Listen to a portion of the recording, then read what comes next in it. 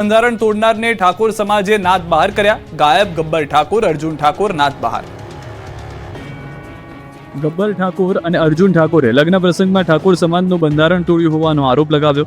બંધારણ તોડનાર વિરુદ્ધ આકરા પગલાં લેવાયા છે. ડીસાના જાબડિયામાં યોજાયેલી ઠાકોર સમાજની બેઠકમાં મોટો અને આકરો નિર્ણય કરાયો. જેમણે ઠાકોર સમાજના બંધારણનું ઉલ્લંઘન કર્યું છે તેઓનો સામાજિક બહિષ્કાર કરવાનો નિર્ણય કરાયો. આ સભામાં ગેનીબેન ઠાકોર વર્ચ્યુઅલી જોડાયા અને સંબોધન કરતા બંધારણનું પાલન કરવા અપીલ કરી. ગેનીબેને સ્પષ્ટ શબ્દોમાં કહ્યું કે ગાયક હોય કે કોઈ પણ હોય એ સમાજથી ઉપર નથી. ગબ્બર ઠાકોર અને અર્જુન ઠાકોર માફી માંગે એવી પણ માંગ કરાઈ. આ તરફ ગબ્બર ઠાકોર અને અર્જુન ઠાકોરે પોતાનો બચાવ કરતા કહ્યું કે અમે કોઈ પણ પ્રકારના બંધારણનો ભંગ નથી કર્યો.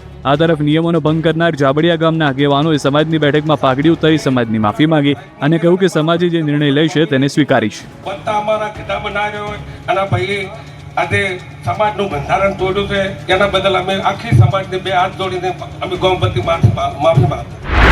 ઠાકોર સમાજ તેમની એક વંશમાંથી જ્ઞાતિ બહાર એટલે કે નાત બહાર મૂકવાનો નિર્ણય કરે છે.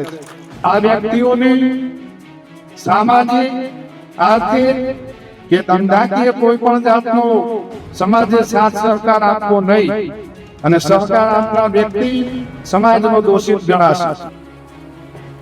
સુજલામ સુફલામ જળ સંચય યોજના 1 ફેબ્રુઆરીથી શરૂ કરાશે. મુખ્યમંત્રી ભૂપેન્દ્ર પટેલની અધ્યક્ષતામાં કેબિનેટની બેઠક મળી. આ બેઠક બાદ પ્રવક્તા મંત્રી જીતુ વાઘાણીએ બેઠકમાં લેવાયેલા નિર્ણયો અંગે માહિતી આપી. તેમણે ઇનામી જમીન સંદર્ભે લેવાયેલા નિર્ણય પર અભિનંદન આપ્યા. સાથે જ જળ સંચય અભિયાનને લઈને બેઠકમાં ચર્ચા થવા અંગે પણ માહિતી આપી. સુજલામ સુફલામ જળ સંચય યોજના અંગે કેબિનેટની બેઠકમાં લેવાયો નિર્ણય. આ વર્ષે 21 ફેબ્રુઆરીથી શરૂ થશે જળ સંચય યોજના. સરકારના પ્રવક્તા મંત્રી જીતુ વાઘાણીએ કહ્યું 3જી માર્ચે હોળી છે. હોળાષ્ટક બેસતા શ્રમિકો ગામે જતા હોવાથી 21મીથી શરૂ કરવામાં આવશે. તો રાજ્યના મહેસૂલ વિભાગે પણ મહત્વનો નિર્ણય કર્યો. એડમિશનના વિવિધ દાખલા માટે વાલીઓને કચેરીએ ધક્કા નહીં ખાવા પડે. 18 થી 20 જેટલા અલગ અલગ દાખલાની વિદ્યાર્થીઓના એડમિશન માટે જરૂર પડતી હોય છે. વાલીઓને અગવડ ન પડે તે માટે 1 એપ્રિલથી ફેસલેસ ઓનલાઈન બધા પ્રમાણપત્રો મળી જાય એવો નિર્ણય કરાયો છે. રવિ પાકની ટેકાના ભાવે ખરીદીને કેબિનેટ બેઠકમાં મંજૂરી. રાજ્ય સરકારની મહત્વપૂર્ણ કેબિનેટ બેઠકમાં ખેડૂતોને લઈને મોટો નિર્ણય લેવામાં આવ્યો છે. બેઠકમાં તમામ મુદ્દે ચર્ચા થઈ હતી. ખાસ કરીને બેઠકમાં ખેડૂતોના હિતમાં મોટો નિર્ણય લેવાયો. રવિ પાકની ટેકાના ભાવે ખરીદીના આયોજનને મંજૂરી આપી દેવામાં આવી. ખરીદી પ્રક્રિયા પારદર્શક રહે માટે વિભાગને સૂચના આપી છે. ખેડૂતોને સમયસર ચૂકવણી થાય તે માટે વિભાગને સ્પષ્ટ સૂચના આપી છે. તો વર્ષ 2026-27ના રાજ્ય બજેટની રૂપરેખા પર મંત્રીમંડળમાં વિસ્તૃત ચર્ચા થઈ. રાજ્યમાં યોજાનાર ધાર્મિક ઉત્સવની વ્યવસ્થાઓની સમીક્ષા પણ થઈ હતી. ભવનાથ મહાદેવના મેળાને વધુ ભવ્ય બનાવવાનો નિર્ણય લેવાયો. મેળાને વિશાળ સ્વરૂપ આપવાનો નિર્ણય લીધો. ભવનાથ મેળા માટે સુરક્ષા, આરોગ્ય, ટ્રાફિક વ્યવસ્થા, પીવાનું પાણી અને સ્વચ્છતા અંગે કડક આયોજનના આદેશ આપ્યા છે. બીજી તરફ મહાનગરોને ઢોરમુક્ત બનાવવા કડક કાર્યવાહી થઈ રહી છે. ત્યારે અમદાવાદમાં નવો વિસ્તાર નો કેટલ ઝોન જાહેર કરાયા છે. રાજ્ય સરકારની ઝીરો ટોલરન્સ નીતિ હેઠળ નો કેટલ ઝોન અમલમાં. રાજ્ય સરકારના આદેશ બાદ CNCD વિભાગને તાત્કાલિક એક્શનના નિર્દેશ આપ્યા છે. લાયસન્સ રદ કરી ઢોર શહેરની હદ બહાર ખસેડવાની કાર્યવાહી શરૂ કરી છે.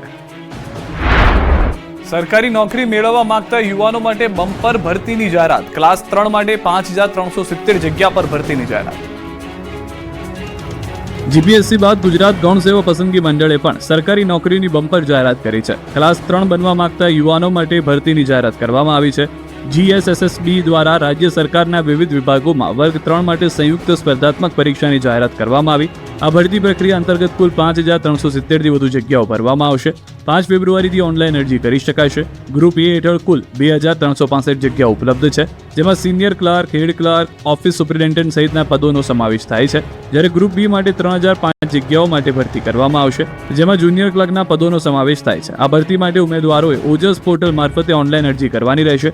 20 ફેબ્રુઆરી 2026 સુધી અરજી કરી શકાશે. પરીક્ષાની સમગ્ર પ્રક્રિયા સંયુક્ત સ્પર્ધાત્મક પરીક્ષાના આધારે લેવામાં આવશે.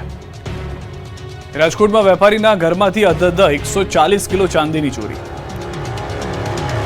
ચાંદીમાં તોફાની તેજી વચ્ચે રાજકોટમાં વેપારીના ઘરમાં ઘૂસી કરોડોની ચાંદીની ચોરી થતા હાહાકાર મચી ગયો છે. રાજકોટ શહેરના રણછોડનગર શેરી નંબર 1માં 140 કિલો ચાંદીના દાગીનાની ચોરી થઈ.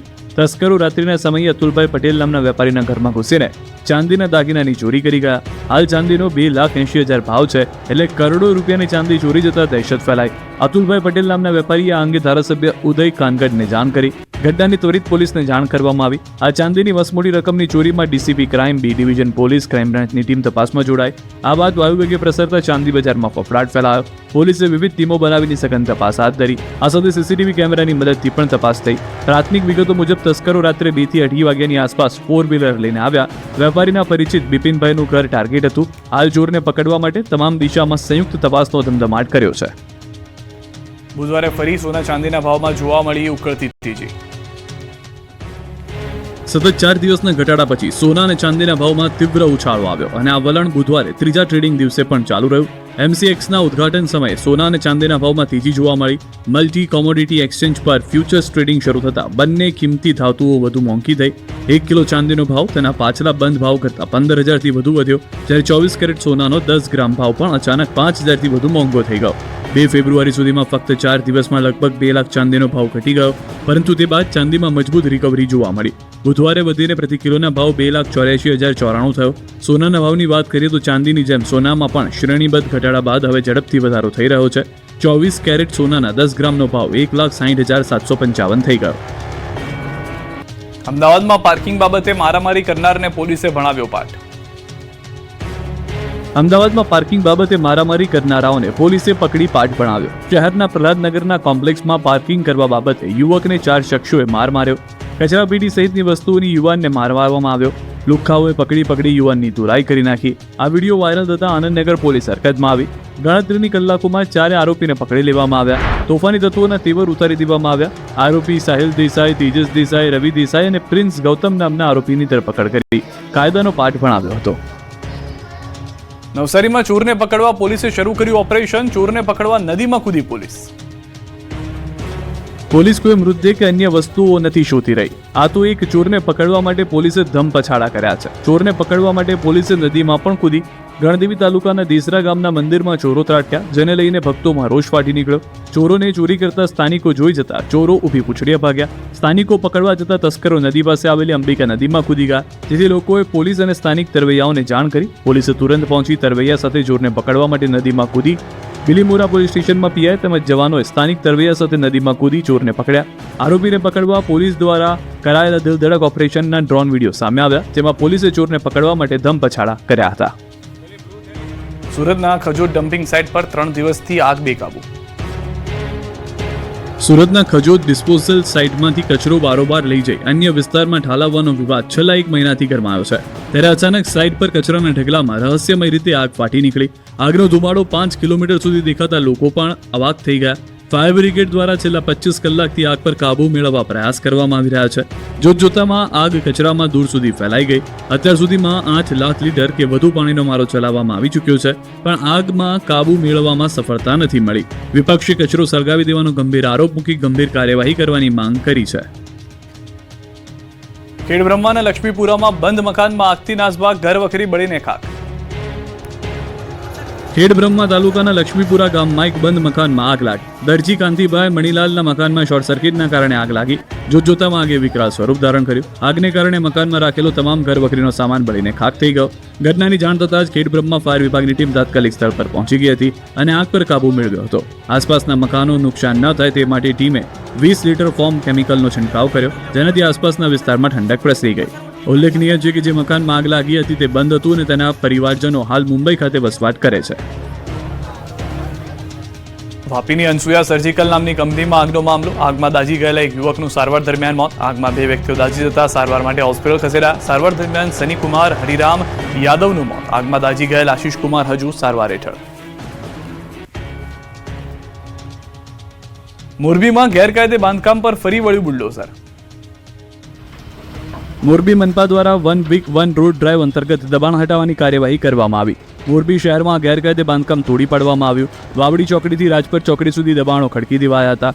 20 જેટલા દબાણકર્તાઓને નોટિસ પાઠવવામાં આવી. આમ છતાં દબાણ દૂર ન કરતા અંતે મનપાની ટીમ જેસીબી સહિતના સાધનો સાથે પહોંચી ગઈ. ગેરકાયદે ખડકેલા બાંધકામોને ભોય ભેગા કરી દેવાયા. ફેન્સિંગ, દિવાલ સહિતના બાંધકામો તોડી પાડવામાં આવ્યા, જેથી દબાણકર્તાઓમાં ફફડાટ ફેલાયો. મેટ્રો ટનલના કારણે સુરતના ફ્લેટ ખાલી કરાવ્યા બાદ સુરતની ક્રાઇમ બ્રાન્ચ કચેરી પણ ધ્રુજી. ટેકા લગાવવા પડ્યા. સુરત શહેરમાં મેટ્રો રેલ પ્રોજેક્ટ નાખવાની કામગીરીના કારણે સ્થાનિક પરેશાન થઈ ગયા છે. ચોક બજાર વિસ્તારમાંથી 4 બિલ્ડિંગની નીચેથી મેટ્રો ટનલ કાઢવા માટે કેટલાક ફ્લેટ ખાલી કરાવવામાં આવ્યા. આ બિલ્ડિંગો નીચે ટેકા મૂકવામાં આવ્યા. રહીશોને હોટલમાં શિફ્ટ કરવામાં આવ્યા. ત્યારે હવે સુરત ક્રાઇમ બ્રાન્ચ કચેરી પણ ધ્રુજી જતા પોલીસ સ્ટેશનની અંદર લોખંડના ટેકા લગાવવામાં આવ્યા. સુરતના ક્રાઇમ બ્રાન્ચ બિલ્ડિંગમાં આજે અચાનક ભયાનક ભીતિનો માહોલ સર્જાયો. મેટ્રો ટનલના કામ દરમિયાન ઇમારતને નુકસાન થવાની આશંકા સર્જાતા મેટ્રોના અધિકારીઓએ અગમચેતીના ભાગરૂપે બિલ્ડિંગમાં લોખંડના મોટા ટેકા ગોઠવી દીધા. આ ટેકા બિલ્ડિંગની અંદર જ ગોઠવવામાં આવ્યા. ટનલ બોરિંગ મશીન પસાર થતી વખતે ઇમારતને નુકસાન થવાની શક્યતા સર્જાઈ હતી, જેના કારણે કાર્યાલયની અંદર રહેવું જોખમી બની ગયું. આ પરિસ્થિતિને લઈને ક્રાઇમ બ્રાન્ચની ઓફિસને તાત્કાલિક ખાલી કરાવવાનો આદેશ આપવામાં આવ્યો. કર્મચારીઓ અને અધિકારીઓને અન્ય સુરક્ષિત સ્થળે શિફ્ટ કરવામાં આવ્યા. આ ઘટનાએ સુરતમાં મેટ્રો પ્રોજેક્ટ અને આસપાસની ઇમારતોની સુરક્ષા અંગે નવી ચર્ચા શરૂ કરી દીધી. પોલીસ અને મેટ્રો અધિકારીઓ સંયુક્ત રીતે બિલ્ડિંગની સુરક્ષા અને તપાસ કરી રહ્યા છે, જેથી કોઈ અનિચ્છનીય ઘટના ન બને. બીજી તરફ સુરતના શાહપુર વિસ્તારમાં મેટ્રો કામગીરી દરમિયાન ભૂવો પડ્યો. બંધ મકાન નીચે 20 ફૂટ ઊંડો ખાડો પડતા દહેશત ફેલાઈ. સુરક્ષાના કારણોસર બાજુમાં આવેલો આખો એપાર્ટમેન્ટ ખાલી કરાવાયો. એક જ મહિનામાં ત્રીજી વખત ભૂવો પડતા લોકોમાં ભય છે. લગ્ન પ્રસંગે પડેલા ભૂવામાંથી માત્ર 100 મીટર દૂર અકસ્માત થયો. મેટ્રોની સતત ચાલતી કામગીરીથી સ્થાનિક મકાનોના પાયા જોખમમાં છે.